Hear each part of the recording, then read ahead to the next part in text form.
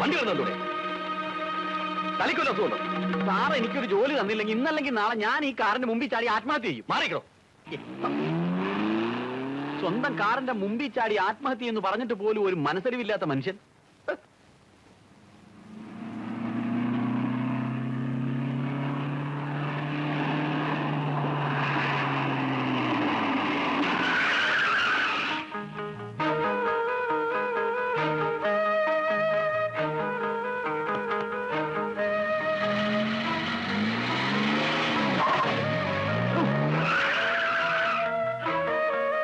ആഹാ, സാറായിരുന്നു. താ വണ്ടിയിലോട്ട് കയറി. വണ്ടി കയറ്റിട്ട് തന്നെ തല്ലാനല്ലോ. ആ, ഇനിയിപ്പോ സാറിനെ തല്ലിയാലും വേണ്ടൂല, കൊന്നാലും വേണ്ടൂല, എനിക്കൊരു ജോലി തന്നാ മതി.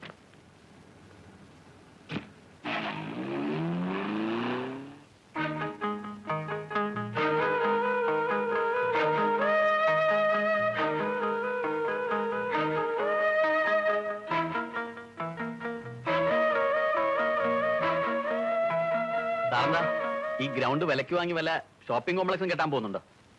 അല്ല, ഞാൻ ചോദിച്ചെന്നേ ഉള്ളൂ. മിസ്റ്റർ സുധീർ. സുധീർ, ഒരു ജോലിക്ക് വേണ്ടി അലയുന്നവർ ലക്ഷക്കണക്കിനാണ്. ഞാനും കൂടി ആവുമ്പോ 1,01,000 നിങ്ങൾക്ക് ഞാനൊരു ജോലി തരുന്നു എന്ന് കരുതിക്കോളൂ. Thank you sir. എപ്പോ ജോയിൻ ചെയ്യണം? കരുതിക്കോളൂ എന്നാണ് ഞാൻ പറഞ്ഞത്. ഞാൻ തരാൻ പോകുന്ന ജോലി ടൈം കീപ്പറോ ക്ലർക്കോ ആയിട്ടല്ല, തന്നെ ഒരു സെയിൽസ് എക്സിക്യൂട്ടീവ് ആക്കാനാണ് ഞാൻ ഉദ്ദേശിക്കുന്നത്. വളരെ ഉപകാരം സാർ. സാറിന്റെ ദൈവമാണ്. ഈ ഉപകാരം ഞാൻ എക്സൈറ്റഡ് ആവാതെ. താൻ ആ ജോലി കൃത്യമായിട്ട് ചെയ്യും എന്നുള്ളതിന് എന്താണ് ഉറപ്പ്? സാറിന് എന്നെ സംശയമുണ്ടോ? സംശയമുണ്ട്. അത് തെളിയിക്കാൻ തന്നെ ഞാൻ മറ്റൊരു ജോലി ഏൽപ്പിക്കാൻ പോവുകയാണ്. അതിൽ തന്റെ എബിലിറ്റി തെളിയിച്ചാൽ മാത്രമേ തന്നെ ഇവിടെ സെയിൽസ് എക്സിക്യൂട്ടീവായി അപ്പോയിന്റ് ചെയ്യൂ. സാറ് പറയുന്ന എന്ത് ജോലി ഞാൻ സിൻസിയറായിട്ട് ചെയ്തോളാം. ലുക്ക്, ഞാൻ പറയുന്നത് ശ്രദ്ധിച്ച് കേൾക്കണം. ഈ ഫോട്ടോ കാണുന്ന പെൺകുട്ടിയെ അമേരിക്കയിലുള്ള എന്റെ ഒരു സുഹൃത്ത് കല്യാണം കഴിക്കാൻ തീരുമാനിച്ചിരിക്കുകയാണ്. ബ്യൂട്ടിഫുൾ. സാറിന്റെ അമേരിക്കയിലുള്ള സുഹൃത്ത് ആള് ഭാഗ്യവാനാണ് സാർ. ഈ കുട്ടിക്ക് ഇവിടെ ഒരു അഫയർ ഉണ്ടെന്നുള്ള വിവരം എനിക്ക് കിട്ടി. അതെനിക്ക് ഈ ഫോട്ടോ കണ്ടപ്പോഴേ മനസ്സിലായി. ഈ പെൺകുട്ടികളെ ഒന്നിനെയും വിശ്വസിക്കരുത് സാർ. ഇതേക്കുറിച്ച് അന്വേഷിച്ച് വിവരം അറിയിക്കണമെന്ന് അവ എനിക്ക് എഴുതിയിരിക്കുകയാണ്. പക്ഷേ ഞാൻ നേരിട്ട് അന്വേഷിക്കാന്നൊക്കെ പറയുമ്പോൾ അത് വളരെ ബുദ്ധിമുട്ടാണ് സാർ. സാറിന്റെ ആത്മസുഹൃത്ത് മാത്രമല്ല, ലോകത്ത് ഒരു ചെറുപ്പക്കാരനും ഇത്തരം അബദ്ധങ്ങളിൽ ചെന്ന് ചാടാൻ പാടില്ല. ഈ ഇൻവെസ്റ്റിഗേഷൻ എന്നൊക്കെ പറയുന്നത് എനിക്ക് വളരെ ഇൻട്രസ്റ്റ് ആണ് sir. Good. But one thing, ഇത് നമ്മൾ രണ്ടാളും അല്ലാതെ മറ്റാരും അറിയാൻ പാടില്ല. രാവിലെ അവൾ കാറിൽ പുറത്തിറങ്ങിയാൽ എവിടെ പോകുന്നു, ആരെയൊക്കെ മീറ്റ് ചെയ്യുന്നു, എന്താണ് അവിടെ ആക്ടിവിറ്റീസ്, എനിക്കതിന്റെ കംപ്ലീറ്റ് വിവരങ്ങളും വേണം. With full details. സാർ, ഈ പെൺകുട്ടിയുടെ വീടും അഡ്രസ്സും ഒക്കെ? അതൊന്നും താൻ അറിയണ്ട. പനമ്പള്ളി നഗറിൽ നിന്നും ബ്രിഡ്ജ് കയറി ഏകദേശം 10:30 മണിയോടുകൂടി ഒരു വെള്ള മാരുതി കാർ വരും. Car number KL71881.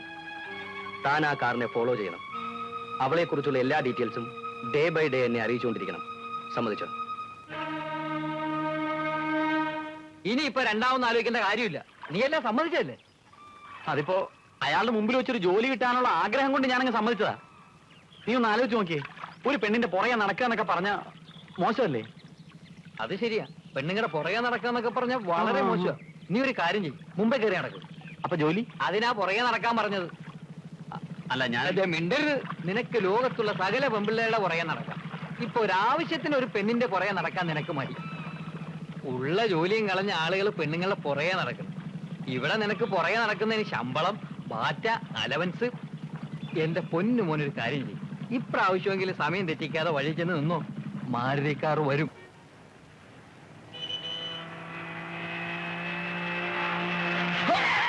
എവിടെയാണോ നോക്കി നടക്കുന്നത്? പോണോ? Sorry sir.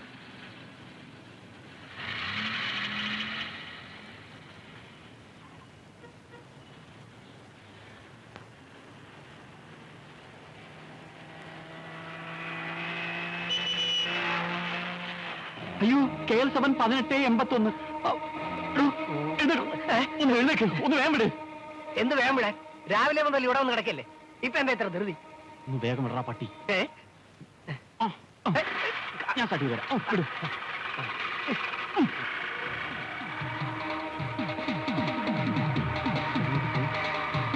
ഒന്ന് വേഗം വിട്. കാറങ്ങോട്ട് പോയി. എന്താ സാറേ സാറേ കാർ മോഷണം പോയോ? ഇതെങ്ങാനാണോ? ഈ കാറല്ലടോ, പിന്നെ ഏതാ? ഒരു വെള്ള മാരുതി KL 7 1881. വേഗം വിട്, വേഗം വിട്. ഈ മീറ്ററിന്റെ സ്പീഡ് തന്റെ വണ്ടിക്കില്ലല്ലോ. ഒന്ന് ചവിട്ടി വിടറോ. ഒന്ന് പോയാൻ പോ. അവിടെ പോണു മാരുതി. ആ മാരുതി അത് തന്നെ. ആ ടെമ്പോ കയറി പോണണ്ട, അതുപോലെ പോ. ഫെമിഡ് ഫെമിഡ് ചവിട്ടി വിടറോ. ഒന്ന് സ്പീഡ് വിട്. സാറേ കുറച്ചുനാളുകൂടി ജീവിക്കണമെന്നുണ്ട്. ഇതിന്റെ സ്പീഡ് ഇത്രേ ഉള്ളു.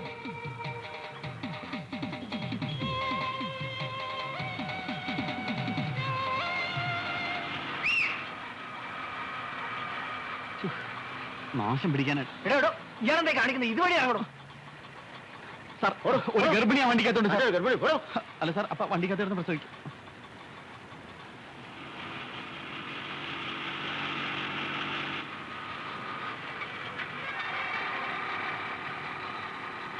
എങ്ങോട്ട് പോയി?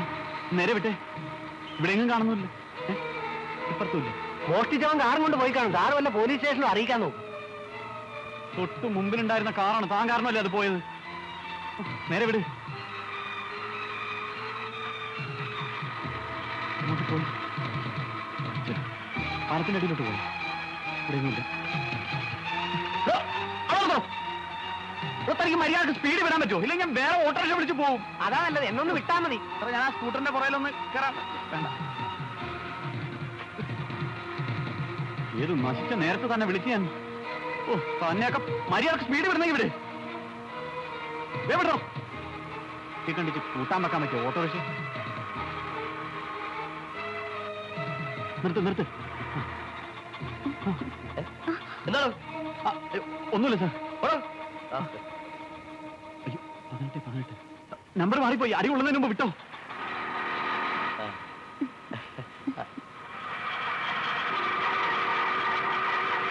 ആ ഒരു വെള്ളമായിരുന്നു.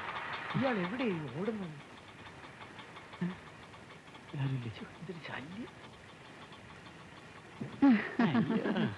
വരൂ.